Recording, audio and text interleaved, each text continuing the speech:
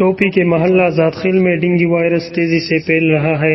मकामी आबादी के मुताबिक आधे से ज्यादा लोग इस मरज के लपेट में आ चुके हैं। सूरत हाल तशवीशनाक होने के बावजूद इंतजामिया की जानिब से मौसर इंतजाम न होने के बराबर है, जिसकी वजह से मुतासिरीन सरकारी अस्पतालों की बजाय प्राइवेट इलाज को तरजीह दे रहे हैं।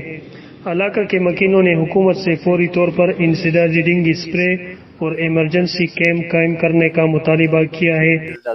डेंगू ډیره زیاته سیوا شوې ده. ډینګو به هر کور کې 4-5 مریضان دي او د هغې څه پراپر ټریټمنټ نشته، پراپر څه علاج د دې نشته. نو په دغې وجه باندې حکومت نه دغه مطالبه ده چې دوی ته څه پراپر ټریټمنټ وشي، څه سپری وغیره وشي. دې محله کې کسان تقریبا د 70-80 نه سیوا شوي دي. نو دا ځان سره نورې محلې متاثره کوي. دا زادخیلو محله ده، په هر کور کې 2-3 مریضان پراته دي.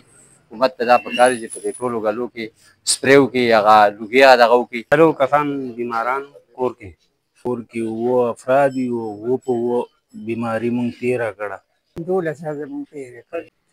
زمونږ محله کې جي د ډینګي وبا خوره شوې ده او په هر کور کې زمونږ چې کوم دی 4-5 مریضان د دغې بیمارۍ نه چې کوم دی نو متاثره دي. مونږ د دې دپاره چې کوم دی نو په خپل منډه ترړه باندې علاج وکړو. سیول اسپتال ته هم بعضې خلک تللي دي، څه اوس هم ایډمټ دي او هر کور کې دغه وبا خوره ده. نو د دې دپاره زمونږ دا یو دغه دی د حکومت نه دا یو درخواست دی، زمونږ مطالبه ده چې بهی دلته زمونږ د محلې دپاره یو خصوصي کیمپ قایم شي، هغې کې چې کوم دی ډاکټران راشي او هغوی دی خلکو ته آګاهي ورکړي د دې بیمارۍ باره کې، د دې نه بچاو څه تدبیرونه دي د هغې باره کې.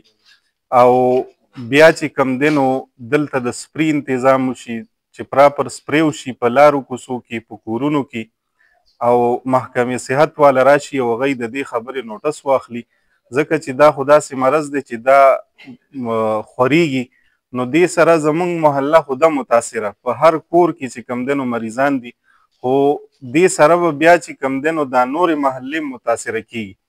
نو د دې وجې نه موږ تر اوسه پورې په تمه وو چې یاره څه نه څه قدم به اوچت شي، خو تر اوسه پورې صرف یو ځل یو سپري والا راغلی و، کمیټۍ والا یې سپری کړی و، څه لږ غوندې سپری شوی و، خو هغې هېڅ ریزلټ او د هغې څه نتیجه نه ده راغلې. هغسې هغه وبا خورېږي او خلک متاثره کېږي. نو زمونږ ستاسو په ترو باندې د حکومت چې کوم ذمه داران دي هغوی ته دا مطالبه ده چې دلته راشي، خلکو ته چې کوم دی آګاهي ورکړي چې د دې مرض نه به څنګه چې کوم دی نو بچاو کېږي او د دې دپاره څه پکار دي چې یعنې دا مرض د نور خورېدو نه چې کوم دی نو بچ شي.